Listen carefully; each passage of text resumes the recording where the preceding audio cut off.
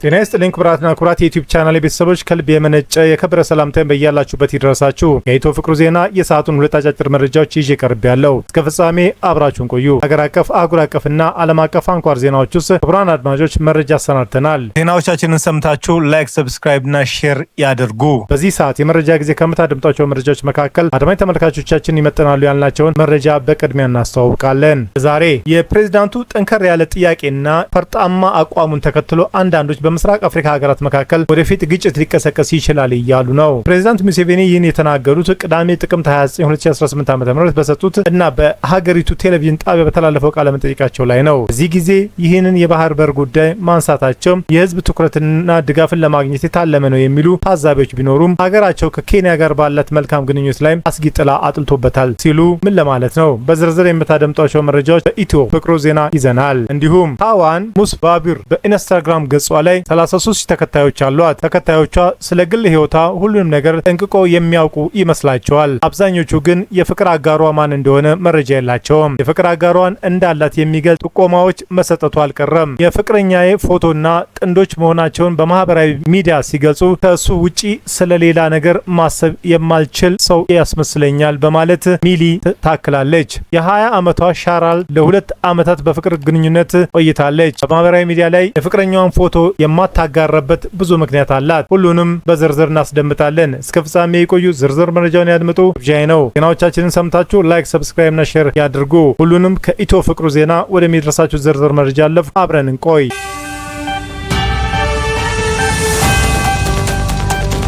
የኡጋንዳው ፕሬዝዳንት የባህር በር ጥያቄ የምስራቅ አፍሪካ ማህበረሰብ አባል ሀገራት የሆኑት ኬንያና ኡጋንዳ በባህር በር ዙሪያ በቀረበው ጠንካራ አስተያየት ምክንያት በከፍተኛ ባለስልጣናቶች መካከል የቃላት ምልልስ ውስጥ ገብተዋል። የኡጋንዳው ፕሬዝዳንት ዩዌሪ ሙሴቬኒ ከአንድ ሳምንት በፊት ጥቅምት ወር ማብቂያ ላይ ሀገራቸው በኬንያ በኩል የህንድ ውቅያኖስ ይገባታል ብለው በይፋ መናገራቸው በአካባቢው ምን እያስከተለ ይሆን የሚለው ስጋትም ቀስቅሷል። አለምልሱ የተካሄደው የምርጫ ቅስቀሳ እያደረጉ በነበሩበት በሀገሪቱ ምስራቃዊ ክፍል በምትገኘው ምንባሌ ከተማ ነበር። ፕሬዝዳንቱ በቃለ መጠይቃቸው ላይም የምስራቅ አፍሪካ ማህበረሰብ የመከላከያና የምጣኔ ሀብት ጥንካሬ ውህደትን ባብራሩበት ወቅትም የባህር በር ባለቤትነት ጉዳይም አንስተዋል። ሙሴቬኒ 4 የምስራቅ አፍሪካ ሀገራት በኢኮኖሚያቸው ስፋት መሰረት ወታደራዊና የጠፈር ምርምር ጨምሮ የቴክኖሎጂ እድገት እንዳላቸው ተናግረዋል። አፍሪካ እንዴት ራሷን መከላከል ትችላለች? የምጣኔ ሀብት ውህደት ኢኮኖሚውን ያግዛል ሲሉ ተናግረዋል። ለዚህ ነው ለሰዎች የምነግራቸው ለምን አንድ መሆን እንዳለብን አታዩ? ምክንያቱም ኡጋንዳ የባህር ኃይል ማደራጀት ከፈለገች እንዴት ልትገነባ ትችላለች? እኛ ባህር የለንም ሲሉ ወደ ዋናው ጥያቄያቸው ተንደርድረዋል። ኬንያን የኡጋንዳን ቁልፍ የንግድና የአቅርቦት አጋር ብትሆንም በጋራ የነዳጅ ማስተላለፊያ መንገድ ለመገንባት የባቡር መስመር ለመዘርጋት ተይዞ የነበረውን ፕሮጀክት እቅዱ እስካሁን ድረስ ተግባራዊ አልሆነም። የፕሬዝዳንቱ ይህን በተመለከተ ሲናገሩ ማብቂያ የሌለው ንግግር ከኬንያ ጋር አድርገናል። በባቡር መስመር በነዳጅ ማስተላለፊያ ግንባታ ምክንያቱን ሀገራቸው በተፈጥሮ ባህር በር የላትም። ነገር ግን ውቅያኖስ ለኔም ይገባኛል። ምክንያቱም የኔ ውቅያኖስ የት ነው ያለው? ያ ውቅያኖስ ይገባኛል። ወደፊት ጦርነት ይኖራል። ወደፊት ወደ ጦርነት መግባታችን አይቀርም። ይህ የሙሴቬኒ አስተያየት በኬንያ ውስጥ በማህበራዊ ሚዲያ መድረኮችና በመደበኛ መገናኛ ብዙሃን ላይ የውይይትና የዘገባ ምንጭ ከመሆን አልፎ ቁጣንም እያስተናገደ ነው። በኬንያ የውጭ ጉዳይ ሚኒስትር ከፍተኛ ባለስልጣን የሆኑት ኮሪር ሲንጎይ በሰጡት ምላሽ ሀገራቸው ባለም አቀፍ ሕግ እንዲሁም የግዛት መብትንና የተፈጥሮ ሀብትን ለሚመለከቱ የህግ ማዕቀፎች እንደምትገዛ በመጥቀስ የኡጋንዳ መሪ ሀሳብ ከህግ ውጪ መሆኑን አመላክተዋል። የኡጋንዳው የባህር በር የሌላት ሀገር ስትሆን ፕሬዝዳንት ዩዌሪ ሙሴቬኒ የባህር ኃይል ስለመገንባት ያላቸውን ፍላጎት እንዲሁም የህንድ ውቅያኖስን ያለምንም ገደብ የመጠቀም ፍላጎታቸውን ሲናገሩ በምስራቅ አፍሪካ ውስጥ አዲስ ስጋትን ፈጥሯል። ሙሴቬኒ ኡጋንዳ በባህር ዳርቻ ከሚገኙ ጎረቤት ኬንያና ታንዛኒያ ጋር ወጥ በሆነ መልኩ በባህር ላይ መብት እንዳላትን በመግለጽ ያ የማይቻል ከሆነ ወታደራዊ እርምጃ ሊኖር እንደሚችልም ምንጩን ሰጥተዋል። የኔ ባህር የህንድ ውቅያኖስ ነው ያሉት ሙሴቬኒ ሀገሪቱ ያላትን የወደብ ማግኛ ጥያቄ ፍላጎት ከዲፕሎማሲ ይልቅ የብሔራዊ መብት ጉዳይ አድርገው አቅርበዋል። እንዲሁም ውቅያኖሶችና ወደቦች መላው የአህጉሩ ማገልገል አለባቸው በማለትም አንዳንድ የባህር በር ያላቸው ሀገራቶችም በራስ ወዳድነት አስተሳሰባቸውን ተችተዋል። ሙሴቬኒና ፕሬዝዳንት ዊሊያም ሩቶ በ2024 ጀምሮ ከምዕራብ ኬንያ ኤልዶሬት ተነስቶ የኡጋንዳ ዋና ከተማ ካምፓላ ካምፓላ የሚደርስ የነዳጅ ማስተላለፊያ ለመዘርጋት ንግግሮች አድርገዋል። በመጋቢት 2024 ኬንያ የኡጋንዳ ብሔራዊ የነዳጅ ድርጅት የኬንያ የነዳጅ ማስተላለፊያ በመጠቀም በሞምባሳ ወደብ በቀጥታ የተጣራ ፔትሮሊየም እንዲያስገባ ፍቃድ ሰጥታለች። የዚህ ውሳኔ ዓላማ የነበረው በኡጋንዳ ያለውን የነዳጅ ዋጋ ዝቅተኛ ማድረግ ነበር። ዘ ስታር የተሰኘው የኬንያ ጋዜጣ ይህ ኬንያ የኡጋንዳን የንግድ መስመር ተቆጣጥራ መቆየትን የፈጠረው የከረመ ብሶት ነው ሲሉ ዘግበዋል። በኬንያ የኡጋንዳ የንግድ መስመሮችን በመቆጣጠር ላይ ያለውን ጥልቅ ብስጭት የሚያንጸባርቁ ናቸው ብለዋል። አክሎም ክልላዊ ውህደት ጥሪዎችን ሲያቀርቡ የነበሩት ፕሬዝዳንቱ ሙሴቬኒ ድምጸታቸው መቀየሩ ትዕግስት ማጣታቸውንና በኬንያ ላይ የከረመ ስጋታቸውን እንዳላቸው ያሳያሉ ብለዋል። በተጨማሪ አስተያየታቸውን ኤልዶሬት እስከ ካምፓላ ያለውን የነዳጅ ማስተላለፊያ መስመር ዝርጋታ እና እንደ ሚጊንጎ ደሴት ባሉ የቆዩ ውዝግቦች ላይ ውጥረት መኖሩ ያሳያል። ሌሎች የኬንያ ጋዜጦችም ይህን የፕሬዝዳንቱን ንግግር የመጣው ኬንያ የኡጋንዳን የንግድ መስመር ተቆጣጥራ መቆየቷ የፈጠረው የከረመ ብሶት ነው ሲሉም ዘግበዋል። ኡጋንዳ የባህር በር የሌላት ሀገር ሲሆን ፕሬዝዳንቷ የባህር በር ስለማግኘት የሰጡት አስተያየት በባህር በር የማግኘት ጉዳይ ወደፊት ከኬንያ ጋር ጦርነት ልትገባ ትችላለች የሚለውን ፍራቻ ቀስቅሷል። የኡጋንዳው ፕሬዝዳንት ዮዌሪ ሙሴቬኒ በኬንያ ላይ ያነጣጠረ በመሰለ የተሸፈነ ስጋት ውስጥ ወደፊትም ወደ ህንድ ውቅያኖስ መግባትን ለማረጋገጥ በምስራቅ አፍሪካ ማህበረሰብ ውስጥ ስለሚደረጉ ጦርኖችም አስጠንቀዋል ሲል ዘ ስታር ጋዜጣ ዘግበዋል። ኡጋንዳ የባህር በር የማግኘት ጥያቄ ስታቀርብ ይህ የመጀመሪያው አይደለም። እንደ አውሮፓውያኑ አቆጣጠር በ1970ዎቹ በአምባገነኑ ኤዲ አሚን ዳዳ የስልጣን ዘመን ተመሳሳይ ጥያቄዎችና ዛቻዎች ኬንያ ላይ ተሰንዝረው ነበር። በአውሮፓውያኑ የካቲት 1976 ኢዲ አማን የኬንያን ሰፊ ክፍል በኃይል ጠቅልሎ ለመያዝ ዝተው ከናይሮቢ በ32 ኪሎ ሜትር ርቀት ላይ የሚገኝ ስፍራንም ይገባኛል ሲሉ ተናግረው ነበር። በተለያዩ ጊዜያቶች በሁለቱም ሀገራት መካከል በባህር በር የማግኘት ሰበብ የሚነሱ ውጥረቶች ግን ወደ ወታደራዊ እርምጃም አልተሸጋገሩም። ናይሮቢ ለካምፓላ የንግድ ፍላጎት ስትራቴጂካዊ ጠቀሜታ ያለው በሚል ወደ ህንድ ውቅያኖስ የሚያደርሳትን አጭር መንገድ ኪስሙን በቪክቶሪያ ሐይቅ ላይ ከሞምባሳ ወደብ ጋር የሚያገናኘውን የባህር ሀዲድ መስመር ዝርጋታ አማራጭ ሰጥታለች። የኡጋንዳው ግን ሌላ አማራጭ መስመሮችን የፈለገች ሲሆን ከሆያም ታንዛኒያ ወደ ሚገኘው ታንጋን ወደብ የነዳጅ መስመር ዝርጋታ በመጠየቁ ይህ ውጥረት ፈጥሮ ቆይቷል። የኡጋንዳው ፕሬዝዳንት ዮዌሪ ሙሴቬኒ ልጅ ካይኔ ሩጋብ በ2022 ጎረቤት ሀገር ኬንያ ወራለው የሚል ሀሳብ መሰንዘራቸውን ተከትሎ አባታቸው ሙሴቬኒ ጣልቃ ገብተው ይቅርታ መጠየቃቸው የሚዘነጋ አይደለም። ኡጋንዳ ከታንዛኒያ ጋር በተናጠል $4 ቢሊዮን የሚያወጣ የድፍድፍ ነዳጅ ማስተላለፊያ መስመር እየገነባች ነው። ይህ የነዳጅ ማስተላለፊያ መስመር 1443 ኪሎ ሜትር የሚረዝም ሲሆን ከዳሬ ሰላም ወደብ የሚነሳ ነው። ስልጣን ላይ ከወጡ 40 ዓመት ሊሞላቸው የተቃረቡት የ81 ዓመት አዛውንት ሙሴቬኒ በቀጣዩ ዓመት ለሌላ ዙር የስልጣን ዘመን እምራ ይቀርባሉ።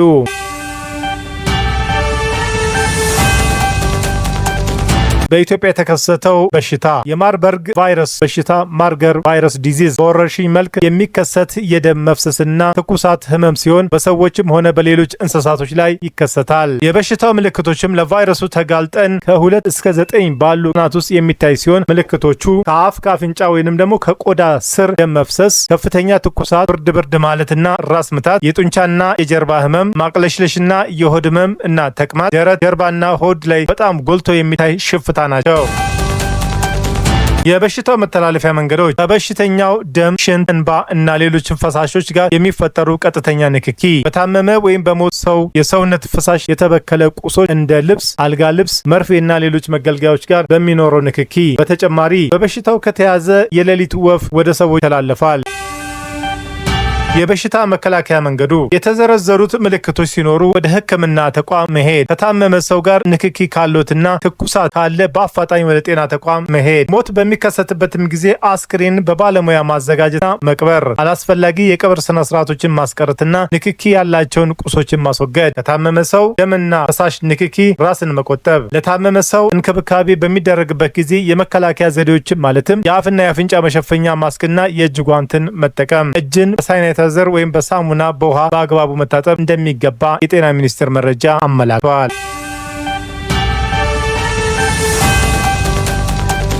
ለምን ሴቶች የፍቅረኛቸውን ፎቶ ይሰውራሉ? እሷ እና የፍቅር አጋሯ ወይን እየጠጡ ብርጭቆ ሲያጋጩ የሚያሳይ ምስል አጋርታለች። የ24 ዓመቷ ሀዋን የፍቅረኛዋን ፎቶ አታሳይም። እንደ ሴትነቴ ሁሉንም ነገር በቁጥጥር ስር መሆኑን ማሳየት ፈልጋለሁ ትላለች። በማህበራዊ ሚዲያ ተጽዕኖ ፈጣሪዋ ሀዋን አብዛኛው ስራዋን ስታከናውን የፍቅር አጋሯን አታሳትፍም። ስኬታማ የሆነውን በወንድ እርዳታ እንደሆነ ሊያሳምን አይገባም። ሁሉንም ነገር ያሳካሁት በግሌ ጥረቴ ነው ሲል ደስታ ይሰማኛል ስትል ትገልጻለች። ከፍቅረኛዋ ጋር ትዳር ብትመሰርትም ግንኙነታቸውን ይፋ ለማድረግ ፈቃደኛ አይደለችም። ቀለበት ስላሰረች ብቻ ስለ ፍቅር ግንኙነቴ በማህበራዊ ሚዲያ አልጽፍም ትላለች። የፍቅረኛዋን ፎቶግራፍ በማህበራዊ ሚዲያ መለጠፍ ከማይሹ በርካታ ሴቶች መካከል ታይዋን አንዷ ናት። ከወር በፊት ቮግ መጽሐፍ ስለ ጉዳዩ ዘገባ አስነብቧል። ፍቅረኛ መያዝ አሳፋሪ ሆኗል የሚል ርዕስ የተሰጠው ዘገባ በቲክቶክ እና ኢንስታግራም ላይ መነጋገሪያ ሆኗል። የዘገባው ጸሐፊ ቻንቴን ጆሴፍ እንደምትለው ከተቃራኒ ጾታ ጋር የፍቅር ግንኙነት የሚመሰርቱ ሴቶችም ስለ ግንኙነታቸው በማህበራዊ ሚዲያ ላይ እምብዛም ሲናገሩ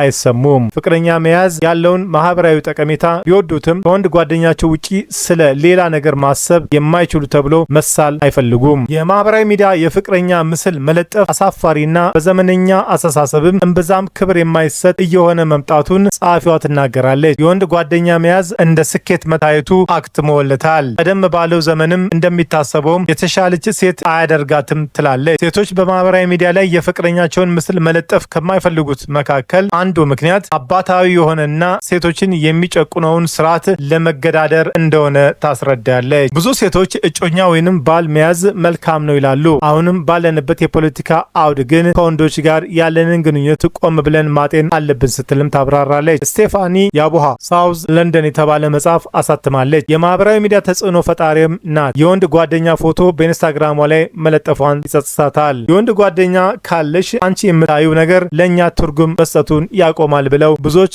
ገጼን መከተል አቆሙ። በአንድ ቀን 1000 ሰዎች የኢንስታግራም ገጼን መከተል አቁሟል ትላለች። የማህበራዊ ሚዲያ ተከታዮችም ስለ ወንድ የፍቅር አጋራቸው መስማት ብዙም እንደማይጥማቸው ታስረዳለች። ስለ ፍቅር ግንኙነት ሲያወሩ ደስ የማይል ነገር አለው። ሰዎች ሲመለከቱት አንዳች የሚጎረብጥ ስሜት ይፈጥርባቸዋል ትላለች። በኪንግስ ኮሌጅ ለንደን ማህበራዊ ሚዲያ ይዘትና ተጽዕኖ ፈጣሪው ተመራማሪ ዶክተር ጁሊያን ብሩክስ እንደምትለው የማህበራዊ ሚዲያ ተጽዕኖ ፈጣሪዎች የሚሸጡ ገጽታ አላቸው። የሚያሳዩት ገጽታ የሚከተሉ ሰዎች ስላሉ መጀመሪያ ላይ ካላስተዋወቁት ማንነት የተለየ አዲስ ገጽታ ለማምጣት ያስቸግራል ስትል ታብራራለች። በተጽዕኖ ፈጣሪዎቹ የሚጠብቁትን አይነት መረጃ ካላገኙ የሚከታተሏቸው አይኖሩም። የሚጠበቅባቸውን አይነት ይዘት የማይሰሩ ከሆነ ገጻቸውን የሚከተለው ሰው አይኖርም ስትልም ታክላለች። የማህበራዊ ሚዲያ ተጽዕኖ ፈጣሪዎች የፍቅር አጋራቸው ላይ የተመረከዘ ህይወት ያላቸው ሆነው መታየት አይፈልጉም። ከማህበራዊ ሚዲያ ተጽዕኖ ፈጣሪዎች ባሻገር የፍቅር ግንኙነታቸውን በአደባባይ ይፋ ማድረግ የማይፈልጉ ሴቶች ቁጥር እየተበራከተ ነው። ሚሊ ከ5 ዓመት ፍቅረኛዋ ጋር ቀለበት አስራለች። የ25 ዓመቷ ሚሊ የእጮኛዋን ፎቶ በማህበራዊ ሚዲያ ላይ ማውጣት አትሻም። ህይወቴ እሱ ላይ የተመሰረተ እንደሆነ ሰው እንዲያስብ አልፈልግም። የፍቅር ግንኙነታችን የመላው ህይወቴ ማጠንጠኛ አይደለም ትላለች። በማህበራዊ ሚዲያ ስለ ሰዎች ማንነት የሚፈጥረውን ምስል የተገደበ እንዲሆን ተናግራለች። በኢንስታግራም ላይ ሊለጠፍ የሚችል ፎቶ የለንም። በዚህ ላይ የኔና የሱ ፍቅር የግል ጉዳያችን ነው ስትል ምክንያቶቿን ትዘረዝራለች። ፎቶአችንን ስለለጠፍን እዩኝ ማለት ነው የሚመስለው ስትልም ታክላለች። የ21 ዓመቷ ባሽራል ሀሳብ ትስማማለች። የፍቅር አጋሯን ምስል መለጠፍ አይን ውስጥ ይከተዋል ብላም ታምናለች። አሪታም ቡዳ ይበለዋል ብለው ያስባሉ። ሰዎች እሱን አይተው እንዲቀኑም አልፈልግም። ሆን ብለው ባይሆንም ሳያስቡት ቀናት ሊሰማቸው ይችላል ትላለች። በሚቺጋን ስቴት ዩኒቨርሲቲ ማህበራዊ ስነ ልቦና ባለሙያ ዶክተር ጌዶሊያን ሲድማን በይነመረብን ያማከለ የፍቅር ግንኙነት ላይ ጥናቶችን ሰርታለች። በበይነመረብ ላይ የሚመጡ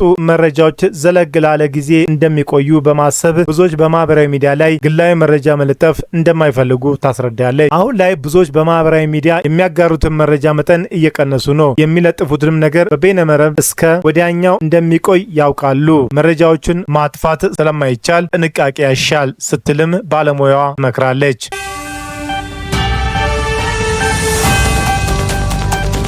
መረጃውን በኢትዮ ፍቅሩ ዜና ስትከታተሉ ስለቆያችሁ ታላቅ አክብሮት አለን። ውድ በኢትዮ ፍቅሩ ዜና ተከታታይ ቤተሰቦች በመላው ዓለምና በአገር ቤት ላላችሁ ሁሉ በየዕለቱ ስኬት እንዲገጥማችሁ እንመኛለን። ዜናዎቻችን ሰምታችሁ ላይክ፣ ሰብስክራይብ እና ሼር ማድረጉ እንዳይዘነጋ፣ እንዲሁም ድጋፋችሁ አይለን። በሌላ መረጃ ተመልሰን እስክንገናኝ በያለንበት ቦታ ሰላምና ጤና ይብዛልን።